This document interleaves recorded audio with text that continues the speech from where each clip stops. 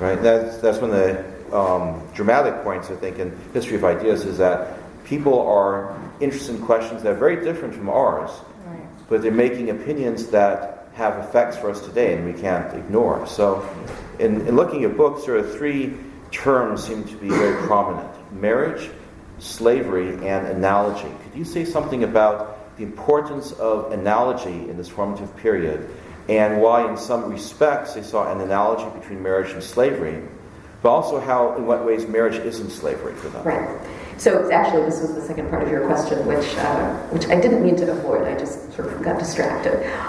So analogy comes to be this central element in Son Usul al-Fiqh, right? Because the text can only tell you so much. There are lots of things that they don't address directly. And so the notion that one of the ways you make law is by taking a case and then extracting a principle from it to govern a decision in another case, this is part of how you extend cases for which there is specific textual precedent to cases for which there isn't.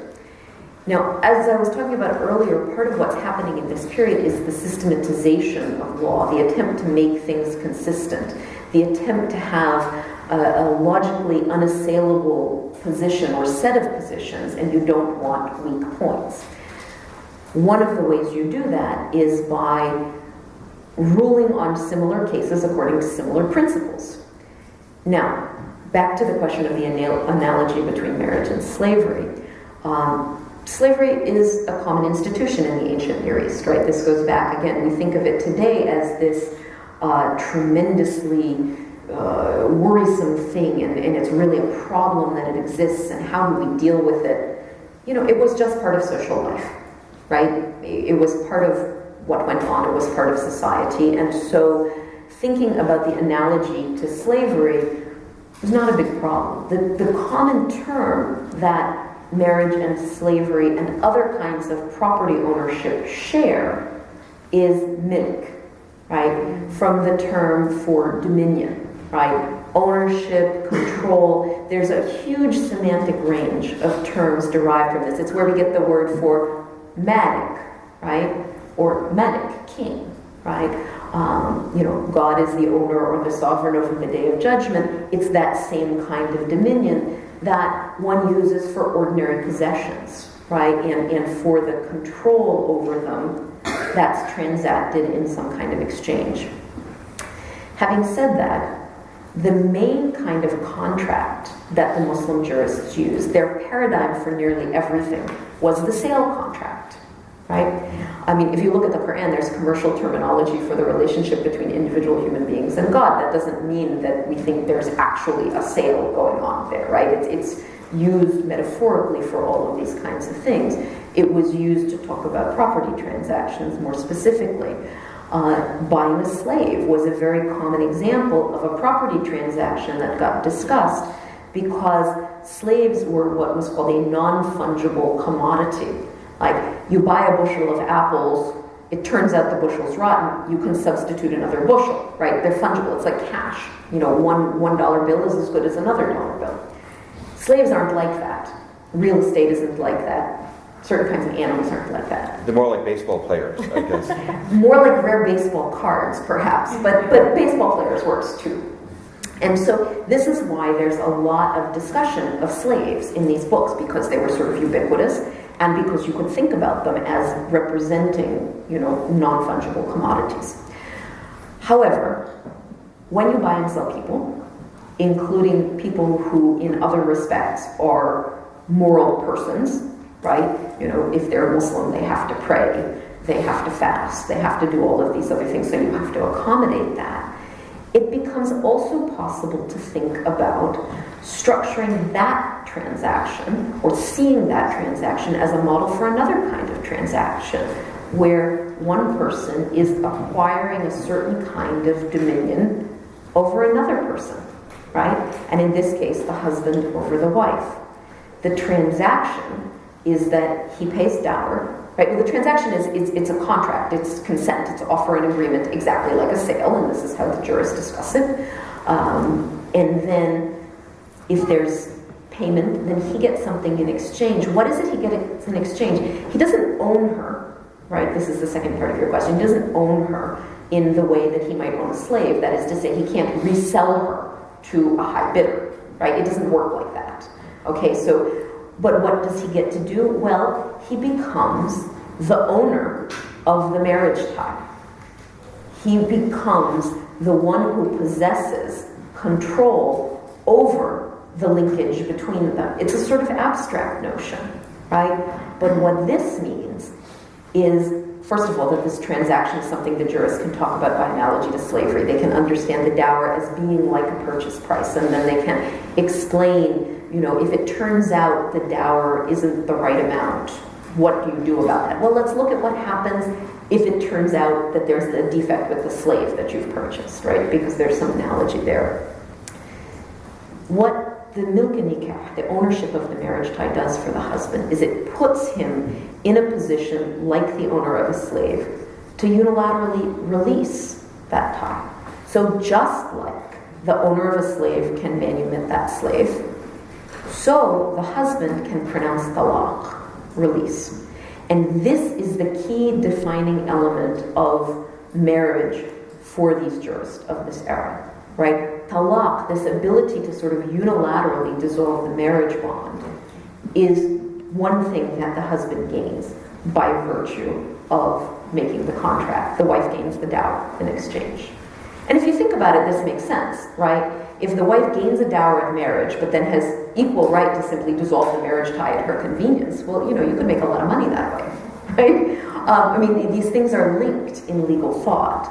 And so the exploration of what it means to be able to pronounce divorce, what conditions the husband has to fulfill, whether the wife has any say about it, this gets explained by virtue of the analogy between a master and a slave. A slave can't just walk up to the master one day and say, I manumit myself, right? Because that would be a violation of a particular kind of control. Nor can the wife walk up to the husband and say, I divorce myself. Well, I guess looking at, suppose, at more modern times, where in the nikah contract, many women will put in the right to verbal talaq to obtain it. I guess they give back the dower, the 3 rupees they usually get anyway. And that was not an acceptable thing to do back in the day. Well, what was acceptable in practice and what the jurists wrote about are also two different things. I think it's really important to note that what I'm doing in this book is really looking at a kind of ideal discourse, right? Yes, there could be wiggle room in all kinds of ways, in all kinds of situations, and people are ingenious, right? And they come up with those things. And the jurists allowed for certain kinds of delegated divorce. Talaq is an oath, right? He can say, if I ever take another wife, you are divorced, right? And she can insist on that as a condition of marriage. Just to be sure, she insists on, you are triply divorced, otherwise it could just be one divorce and he could take her back without her consent, right? You have to be careful about loopholes. But she can insist on that. But why does that work? It works because talaq is his right. He could say, if it rains a week from Tuesday, you are divorced. And that has happened, even to sure, yeah, absolutely. So in that sense, it's certainly possible to make these rules serve women's interests, and there have been savvy women always who've done that. As far as the women pronounce talaq and give back the dower in exchange for doing that, the way these jurists talk about that is khul, right? And what they say, almost without exception, and there are some jurists who held a slightly different view, but these jurists will say, no, that requires the husband's consent, right? Now, it's automatically irrevocable. They can negotiate a different kind of settlement, because if it's revocable and he can just take her back, then what's the point, right? They can negotiate a different kind of settlement. It can be more than she got as dower. It can be a token amount. They can just dissolve the marriage by mutual agreement without anybody having to pay anything. You can certainly do that. And they make the analogy here between khula and a slave buying his or her manumission over time, right? Because, if they're trying to understand this and they say, well, the slave can't just, give the master money and kind of have it be settled, the master has to consent to this agreement. right? Right. So, Well, this is just really, really fascinating. I just maybe I'll cover some of the ground we covered already a little bit, just because this is such a new way of thinking about things. We kind of have to familiarize ourselves with it. So you're saying that in this ideal discourse, this ideal thought world the jurists have, the husband doesn't own the wife; he owns the marriage tie. yeah, he does not own the wife. The wife is, even if she is a slave, because remember, slaves are people too, right? Even if she is a slave, she has to be somebody else's slave, right? And then, the dower would go to her master because she doesn't own property, because she's a slave, but he's not. The owner does not become her master, right? That's a necessary distinction. If she's a free woman, she has her own property rights. She has her own autonomy in all of these spheres outside of marriage. As a wife, she doesn't have the same kind of control over the marriage tie. But if the two of them, say, bought real estate together as co-owners, they would be precisely equal in that. And this is a really important thing, actually, because married women don't get property rights in European countries for a very long time, right? I mean, in the United States, a married woman couldn't get credit in her own name. So these are really significant things. And it's a really important way of thinking about the marriage relationship, in that it isn't entirely that kind of relationship. A free woman can own slaves, for instance, because she's a free person. Right. And I think that's a really important point, because very often when we read about the history of Islam and Islamic law, we make like the comparison, this is what they're doing, this is what we're doing, when in fact the real comparison is what was the time they were in. Right. So in comparison to the rest of the world, I think what I'm getting from your book is that there's patriarchy was actually being restricted in a way. There's some definite boundaries for it. The fact that the wife has property of her own. And as you say, in certain, if they were bought real estate together, it would be totally equal partners. Right. I think it's also probably, I understand the temptation to say, well, patriarchy was everywhere and Muslims were less patriarchal. Muslims were differently patriarchal, right? Property rights operated a particular way, and that was a huge source of power for some Muslim women, right? I mean, having access to your own money, anybody who reads Jane Austen knows that this matters, right, to what kind of marriage you can have and what kind of life you can have. Different communities did it differently. And perhaps women in those marriages, Roman women, for instance, later end up being able, when there's a big shift in Roman marriage law, end up being able to divorce on fairly equal terms with their husbands, which doesn't happen, at least in theory, in Muslim communities. In practice, what you tend to find for those periods where the ideal is still very heavily based on unilateral male divorce, the practice ends up being a lot more women giving back dowers and getting divorces from their husbands that way. We don't know about that for the 8th or 9th century because we don't have court archives.